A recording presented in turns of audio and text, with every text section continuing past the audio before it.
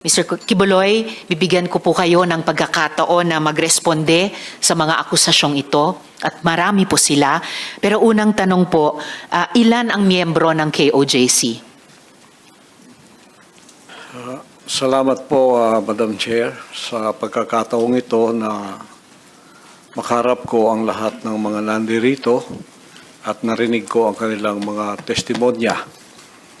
At magpasimula po tayo kay Ms. Valdehuesa. Pastor Kibuloy, Mr. Kibuloy, yung Chair. tanong ko muna, ilan ang miyembro ng KOJC? More or less po sa tingnan ko po muna ang exact na Kahit in estimate po. more or less po including mga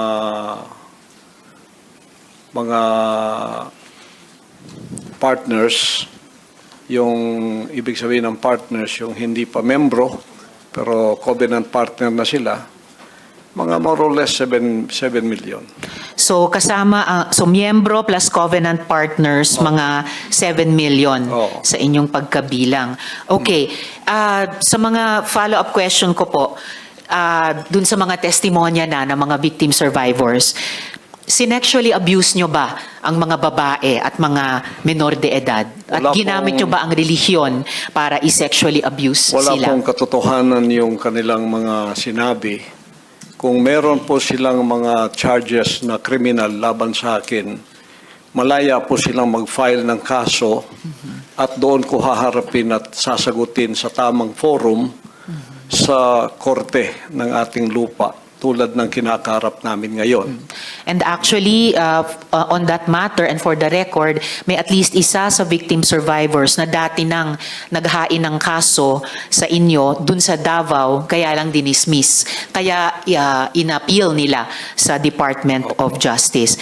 Yun naman pong mga testimonya ni na Ms. Valdehuesa at ni Julia, tinatanggi nyo ba ang mga testimonyang iyon? Tinatanggi ko po, wala pong mga katotohanan yung kanilang mga sinasabi, kundi sa aking paningin ay kabaligtaran. Ngunit hinahamon ko po silang mag-file ng kaso sapagkat ito'y mga kriminal na mga allegations. At ito ay para maging fair, ay maghain po sila ng mag-file sila ng kaso laban sa akin o kanino mang kanilang gustong mag-file laban sa mga kingdom na leaders or members because we are under the law of the Republic. Tulad po kay Masayon, yung kanyang sinabi.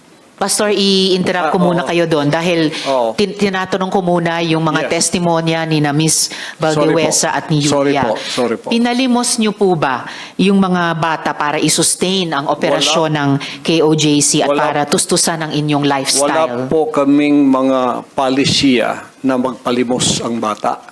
Pero walang polisiya man, pinalimos niyo ba sila? Hindi po.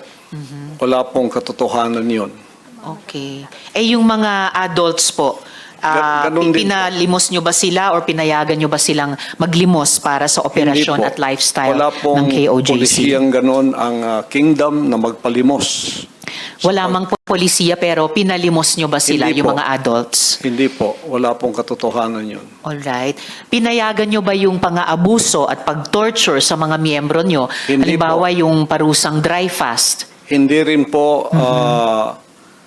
polisiya ng kingdom ang batas ng pagparusa ng tao ay ipapasting para mamatay. Napansin ko po, lagi kayong nagre-refer sa polisiya, pero ang tinatanong ko po ay yung practice.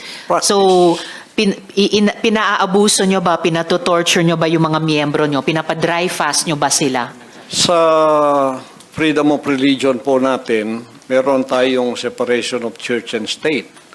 At tulad ng sinabi ko, yung fasting ay voluntary kung tatanggapin mo. Hindi po ipinipilit. Alright. Kayo ba yung nakaisip nung modus na piliting magpakasal yung mga miyembro nyo na hindi naman magkarelasyon para manatili sila sa ibang bansa? Sino pong nakaisip nun, nung modus na yon? Because this is under the investigation already, I invoke my right to remain silent on this issue. All right. Quickly lang po kay Ate Gingging, yung dry fast po ba, voluntary ba ito? No, for sure. No. All right. Salamat It po. was an instruction. Instruction. So, hindi siya voluntaryo, instruction or utos siya. All right. Salamat po. Mr. Kibuloy, boses nyo ba yung nasa audio file kanina, yung binabantaan mo yung si Stephanie o si Pane? Kailangan po i-authenticate kasi ngayon malakas ang AI.